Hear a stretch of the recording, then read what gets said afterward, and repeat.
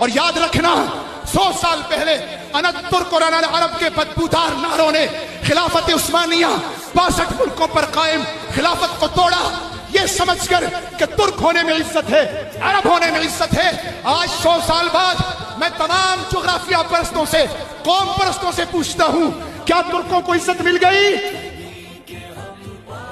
वो तुर्क हुक्मरान जिनके दरबार में हाजिरी के वक्त पेरिस और इंग्लैंड के सुफरा जुब्बा चूमना अपनी सादत समझते थे, हाथ नहीं मिलाता था हुक्मरान। पेरिस और इंग्लैंड के सुफरा जुब्बा चूमा करते थे और हाजिरी दिया करते थे।